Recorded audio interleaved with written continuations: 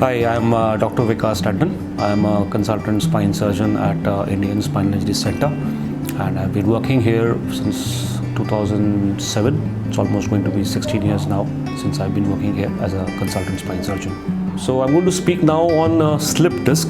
As a slip disc is a layman's term actually, and as we all know, slip disc is one of the most common thing that we all see as spine surgeons in our OPDs.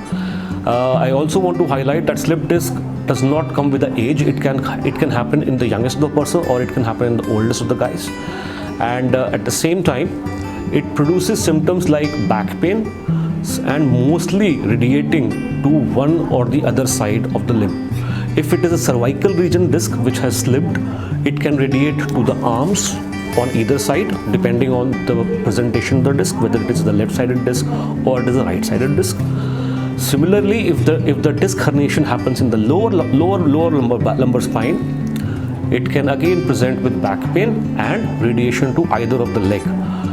Sometimes the presentation of the disc can be central, especially when it is happening in this neck region or in the chest region, that is the dorsal spine, and the patient may present with myelopathic features which involve upper motor neuron signs, which are basically spasticity, difficulty in walking. You may lose control of your urine and stool, and at the same time have weakness in your lower limbs or the upper limbs, depending again on the level of herniation.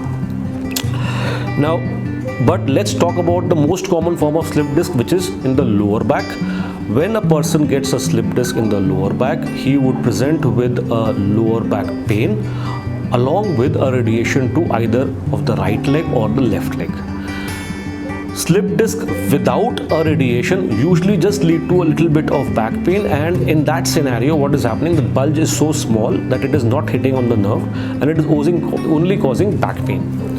We only come in picture, and these are usually treated conservatively. We only come in the picture when the patient has so severe pain which is not controlled by any form of medicines or any form of conservative treatment. Then number two, if the patient has developed some weakness in the legs because of the disc hitting on the nerve root. Or number three, mainly when the patient has got a deficit, he presents with a weakness.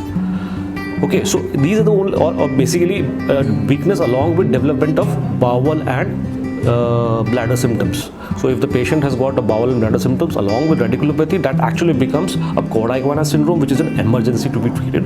And only in these three scenarios a patient is offered a surgical intervention which will help a patient come out of this problem. Otherwise, most of these patients, they do very well with conservative treatment only.